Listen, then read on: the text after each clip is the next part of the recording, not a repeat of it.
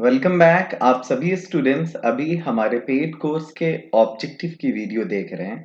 आप सभी students Bihar board से हैं और आपका ये इंग्लिश 100 है।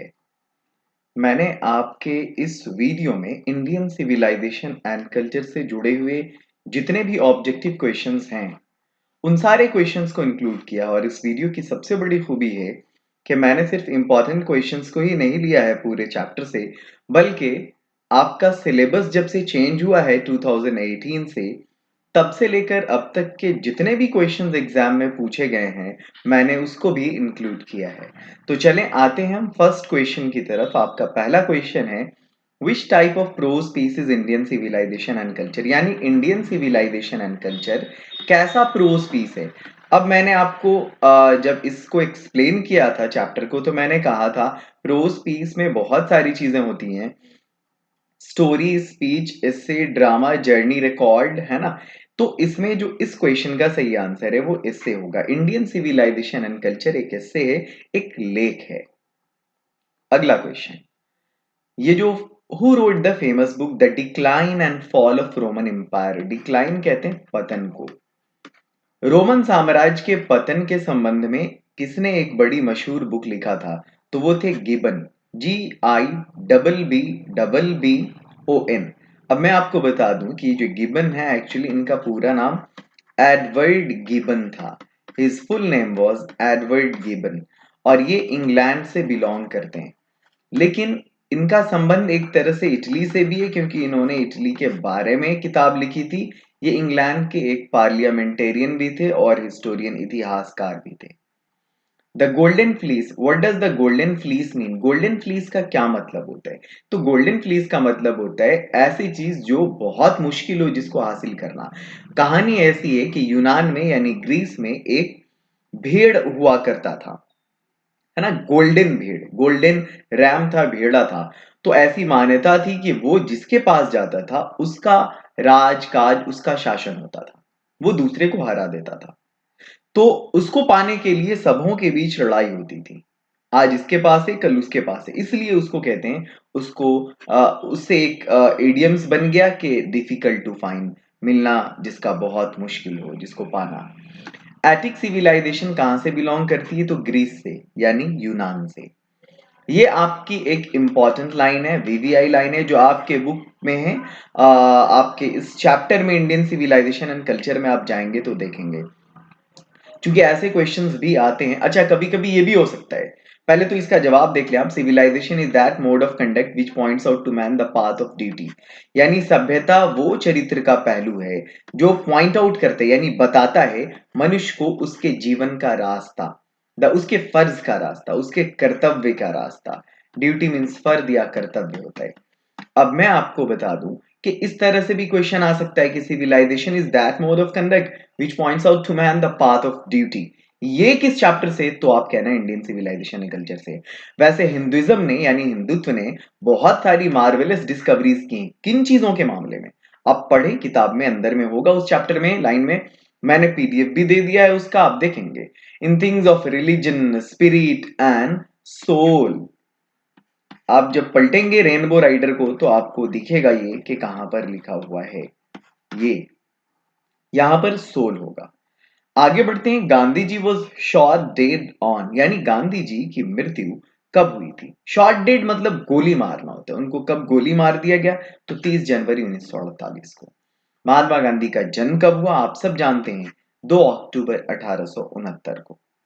What is the glory of India? Bharat की ग्लोरी क्या है, यानी इसकी सुंदरता, इसकी खूबसूरती क्या है, इसका यश क्या है? तो इट रिमेन्स, ये कैसा रहता है? इमूवेबल, यानी जिसको टाला जा सके, चलता फिरता, या ग्लोरियस, यशस्वी, या इमूवेबल, अटल। तो भारत की सुंदरता यही है कि ये अटल है, इट रिमेन्स इमूवेबल। अच्छा, हमारे जो एंसेस्टर्स हैं, एंसेस्टर्स का मतलब है पूर्वज। हमारे पूर्वज किसमें संतुष्ट थे भाई? शहरों में, बड़े शहरों में, छोटे शहरों में, गांवों में, या प्रांत में? तो इसका सही जवाब है वो गांव में संतुष्ट रहते थे। किसने लिखा इंडियन सिविलाइजेशन एंड कल्चर को? महात्मा गांधी ने। अच्छा, ऑटोबायोग्राफी का नाम क्या है महात्मा गांधी की? तो उसका नाम है माई एक्सपेरिमेंट विथ ट्रूथ। ये उनकी आत्मकथा है। ऑटोबायोग्राफी कहते हैं हम आत्मकथा को, यानी कि the life history of someone written by himself. अब मैं आपको बता दूं कि ये जो है इनका जो ये चैप्टर है इंडियन सिविलाइजेशन एंड कल्चर, वो भी लिया गया है माय एक्सपेरिमेंट विद ट्रूथ से ही। हु वर फेरोज, आप इसको फराउज पढ़ने की गलती मत करना, इसको हम फेरोज पढ़ते हैं। और अगर इसकी मीनिंग को आप जानेंगे तो ये फिरौन है। दरअसल ये पुराने मिस्र के बादशाह थे, मिस्र के बादशाह थे, वहां के शासक थे जो अपने आप को भगवान कहते थे। इजिप्ट इसका सही आंसर होगा। आगे बढ़ते हैं। अच्छा ये बताएं कौन सा जर्नल है, यानी कौन सी पत्रिका है जिससे महात्मा गांधी एसोसिएटेड थे, जुड़े थे, उससे संबंध था? तो यंग इंडिया से। आगे बढ़ते हैं। भारतीय सभ्यता हमारी किस चीज की पूजा करती है? कैरेक्टर, नैतिकता की, मोरलिटी की। और वही पश्चिमी सभ्यता इमोरलिटी यानी अनैतिकता की। अब आगे बढ़ते हैं। गुजराती इक्विवेलेंट सिविलाइजेशन का क्या होता है? सिविलाइजेशन का मतलब गुजराती में क्या होता है? तो गुड कंडक्ट यानी अच्छा चरित्र होता है। गांधी जी के शब्दों में माइंड क्या है? तो mind is a restless bird. ये जो माइंड है, मस्तिष्क है इंसान का, वो बेआराम पंछी है। अच्छा, पश्चिमी सभ्यता किस चीज को प्रोपैगेट करता है, यानी बढ़ावा देता है? तो वो नैतिकता को, मोरालिटी को। मॉर्टेलिटी मत देना, मॉर्टेलिटी कहते हैं भाई मेरे मरण दर को। और ये मेंटालिटी तो आप जानते हैं, ये हम मानसिकता को कहते हैं, है ना। इमोरलिटी हम अनैतिकता को कहते हैं। चलें, अगला सवाल है हमारा। अब एग्जाम का क्वेश्चन आपका आना स्टार्ट हो गया।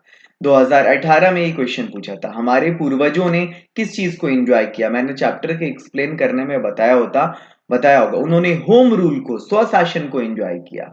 अगर ट्रू वर्ड जुड़ा होता तो भी कोई प्रॉब्लम नहीं, क्योंकि किताब में असल ट्रू होम रूल है। अच्छा, पुराने मिस्र के शासक कौन थे भाई? तो फेरोज थे। ये क्वेश्चन अभी दूसरी शक्ल में आया है, रिपीट हुआ है। 2019 का क्वेश्चन है। हमारे पूर्वजों ने मशीनरी का आविष्कार क्यों नहीं किया? इन्वेंट कहते हैं आविष्कार करने को। क्योंकि they knew we would become slaves, वो जानते थे हम गुलाम बन जाएंगे। They knew we would be happy, हम खुश रहेंगे। They did not like to see us comfortable, हम लोगों को कंफर्टेबल, आरामदायक जिंदगी गुजारना पसंद नहीं करते थे। ये सब तो नहीं होगा भाई, ये भी नहीं होगा। क्या वो हमसे जेलस थे, यानी ईर्ष्या थी उनके अंदर हमको लेकर के? नहीं, जेलस कहते हैं उनके अंदर कोई ईर्ष्या वाली भावना नहीं थी, बल्कि वो जानते थे हम इसके गुलाम बन जाएंगे। अच्छा, कौन थे जो छोटे छोटे गांव में संतुष्ट थे? तो हमारे पूर्वज। एंसेस्टर को हम फोर फादर भी कहते हैं, FOREFATHER, फोर फादर्स, पूर्वज।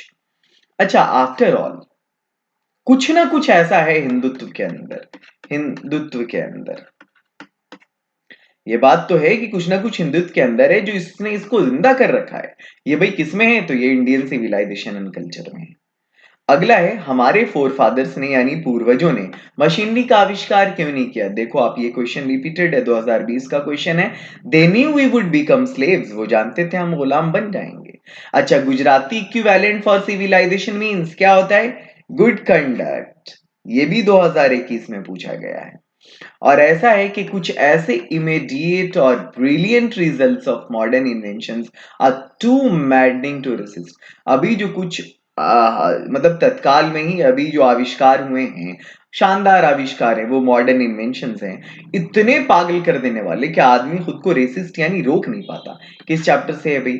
तो जहां मॉडर्न और ईस्टर्न सिविलाइजेशन, मॉडर्न और इंडियन सिविलाइजेशन की बात हो, तो ये चैप्टर भाई इंडियन सिविलाइजेशन एंड कल्चर ही होता है।